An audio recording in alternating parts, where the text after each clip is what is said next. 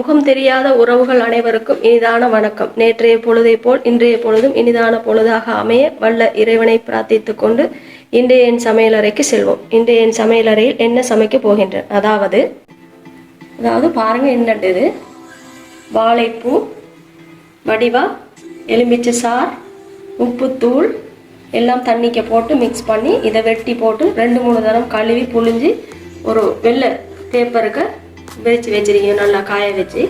இப்போ இதை நாம் என்ன செய்ய போகிறோம்னா இன்றைக்கு சூப்பரான ஒரு பொரியல் செய்து காட்ட போகிறோம். வாழைப்பூ பொரியல். அதற்கு தேவையான பொருட்களை இப்போ சொல்கிறேன். வாழைப்பூ சின்னதாக 2 எடுத்து வடிவாக கட் பண்ணி கழுவி புழிஞ்சு எடுத்து வச்சிருக்கேன். பச்சை மிளகாய் 10, காய்ந்த மிளகாய் 5, பெரிய வெங்காயம் 2, கறிவேப்பிலை 1 கைப்பிடி, மாசி 3 கிரண்டி, உப்புத்தூள் தேவையான அளவு, மரக்கறி எண்ணெய் 3 கிரண்டி, துண்டு மிளகாய் 50 கிராம், சீனி 2 கிரண்டி, சோயா சோஸ் 2 கிரண்டி. இப்போ காட்டிய பொருட்களெல்லாம் நன்றாக பார்த்துக்கொள்ளுங்க. அடுத்தது மனசில் பதியம் செய்து கொள்ளுங்க, என்னென்ன வச்சிருக்கேன்னு. தெரியாததை இந்த வீடியோவுக்கு கீழுக்கு நான் பதிவு செய்திருப்பேன் பாருங்கள். அடுத்தது நாம் இப்போ என்ன செய்ய போகிறோம்னு காட்டுறேன் வாங்க. முதலாவது என்ன செய்ய போகிறோம்னா இந்த வாழைப்பூ கழுவி புழிஞ்சு வச்சதை பொரிச்சு எடுக்கணும், பொன்னிறமாக பொரிச்சு எடுக்கணும். அதுக்கு பிறகு இந்த பச்சை மிளகாய் 10ஐயும் பொரித்து எடுக்கணும். அதுக்கு பிறகு பெரிய வெங்காயம், கருவேப்பிலை, காய்ந்த மிளகாய் இந்த 5ஐயும் நல்லா பொரிச்சு எடுத்து போட்டு அதுக்கு பிறகு தான் தாளித்து எப்படி பொரியல் செய்கிறேன்னு காட்ட போகிறோம். வாங்க இப்போ பொரியலுக்கு ரெடி ஆகும். இப்போ அடுப்பு ஒன்று செய்துட்டு அந்த பாத்திரம் நல்லா காஞ்ச பிறகு எண்ணெயை ஊற்றி இதை பொரிக்கிறதுக்கு ரெடி ஆகும். இப்போ தாய்ச்சி நல்லா சூடாயிட்டு இந்த அளவு எண்ணெயை ஊற்றுவோம். இப்போ இதை போட போகிறோம். பாருங்கள் எப்படி பொரிஞ்சு வருதுன்னு. நல்லா பொன்னிறமாக பொரியணும். பொரிஞ்சு வந்த பிறகு இதை வடித்து எடுத்து போட்டு மறு எல்லாத்தையும் பொரிச்சு எடுத்து போட்டு உங்களுக்கு காட்டுவேன். வாழைப்பூ இப்போ மூடி வைப்போம். இப்போ இப்படி இந்த பொன்னிறம் போல் வறுத்து வச்சுருக்கேன். நல்லா பொரிச்சிட்டு அதில் அப்படியே பொரிச்சு போட்டு அடுத்தது இந்த வெங்காயத்தை பொரிச்சதும் போட்டோம். இதே போல் வெங்காயத்தை பொரிச்சு போட்டு பச்சை மிளகாய், அடுத்தது கருவேப்பிலை, காய்ந்த மிளகாய் இதெல்லாம் பொரிச்சு போட்டு உங்களுக்கு காட்டும். இப்போ பாருங்கள் எல்லாமே இந்த பெரிய வெங்காயம், மிளகாய், காய்ந்த மிளகாய் எல்லாமே பொரிச்சு எடுத்துட்டேன். இப்போ நாம் எப்படி தாளிக்க போகிறோம்னு காட்டுறேன் வாங்க. இப்போ அடுப்பு ஒன்று செய்து எண்ணெய் வச்சிருக்கேன். இப்போ நாம் இது சூடானதும் ஒரு 2 டீஸ்பூன் எண்ணெய் ஊற்றி என்ன செய்வோம் மட்டும் காட்டுற வெயிட் பண்ணுங்கள். இப்போ பாத்திரம் சூடாகிட்டு சொட்டு எண்ணெய் விடுவோம். கணக்க போட தேவையில்லை, இந்த அளவு எண்ணெய் விடுவோம். அடுத்தது இந்த மாசியை இதுக்கு போடுவோம். மாசியை போட்டு கூடுதலாக பொரிய விட வேணாம். அடுப்பை நல்லா குறைச்சி வச்சிருங்க. குறைச்சி வச்சு போட்டு அதுக்கு பிறகு இதோட இந்த துண்டு மிளகாய் இதுக்குள்ளே போட்டுருவோம். அடுப்பை கூட்டினேன்னா பற்றி போய்க்கிறோம். சாப்பிடும்போது அந்த ருசித்தன்மை வராது, கசக்கிற தன்மை தான் வரும். இப்படி எடுத்துட்டு இந்த சீனியை இதுக்கு போடுவோம். இப்போ இதை நல்லா கிளறுவோம். நான் அடுப்பு பாருங்கள் நல்லா குறைச்சி தான் வச்சுருக்கேன். நல்லா இதாக்கி போட்டு வடிவாக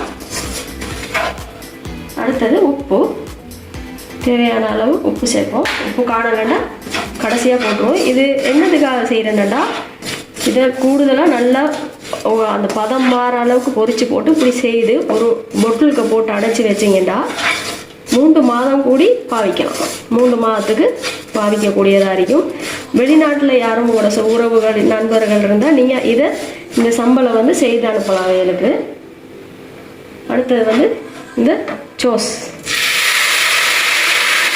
சோஸை போட்டு கிளறுவோம். கிளறி போட்டு அடுத்தது பொரிச்சு வச்சதை நாம் ஒன்றொண்டா இதில் சேர்ப்போம். உள்ள போடுவோம். நான் போட்ட சோஸ் வந்து சோயா சோஸ். சரியா? நீங்கள் அப்படியும் செய்யலாம். சோயா நேரத்தோடைய சோயா சோஸுக்கு உப்பு சீனி எல்லாம் மிக்ஸ் பண்ணி ஒரு சோஸ் மாதிரி செய்து வச்சாலும் அது நல்லா கரைஞ்சி தன்மையாக இறக்கி கெதியாக போட்ட உடனே எடுத்துடலாம். இப்போ நாங்கள் அடுப்பு ஓப் செய்திருவோம். உங்களுக்கு தேவையான தக்காளி சோஸும் போடணும், நல்லா இருக்கும். அடுத்தது வந்து இதை நான் போட போகிறேன்.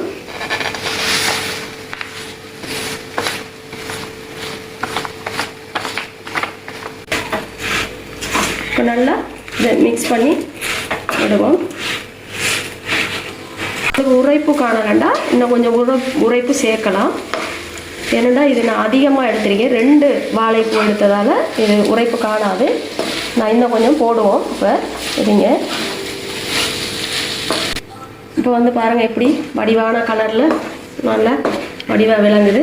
இதில் பாருங்கள் என்ன நிறைய விடுது. நீங்கள் அடியில் ஒரு டிஷ்யூ அல்லது வெள்ளை பேப்பர் போட்டு இதை ஒரு பீரிஸுக்கு அல்லது ஒரு டிஷ்ஷுக்கு போட்டு எண்ணெய் வடிய வைக்கணும். அப்படி இல்லைண்டா இதுக்கு முதல் நீங்கள் நல்ல 4-5 தாள் கீழே வச்சு, ஏன்னா இது வந்து சொட்டாக அந்த அரிஞ்சு கட் பண்ணி எடுக்கிறது தானே இந்த பேர் என்ன வாழைப்பூ. அப்போ அதால் நீங்கள் வந்து அந்த பொரிச்சு எடுக்கும்போது நல்லா புளிங்க, நல்லா அந்த பேப்பருக்கு வச்சு சொட்டு சொட்டாக புளிஞ்சு போட்டு எடுங்க பூ மாதிரி. இது வந்து எனக்கு பாருங்கள் எண்ணெயாக நிறைய இருக்குது. இப்போ நான் இது என்ன செய்வேன் உங்களுக்கு காட்டி போட்டு ஒரு ஒயிட் பேப்பருக்கு இதெல்லாம் எடுத்து அப்படியே அழகாக போட்டு எண்ணெய் வடிய வைப்பேன். 4-5 தாள் கீழுக்கு வச்சா அது நல்லா அந்த எண்ணெயெல்லாம் படிஞ்சு சூப்பராக வந்துடும். இப்போ பாருங்கள் எப்படி இருக்கேன்னு, நல்ல ருசியாக சூப்பராக இருக்கு,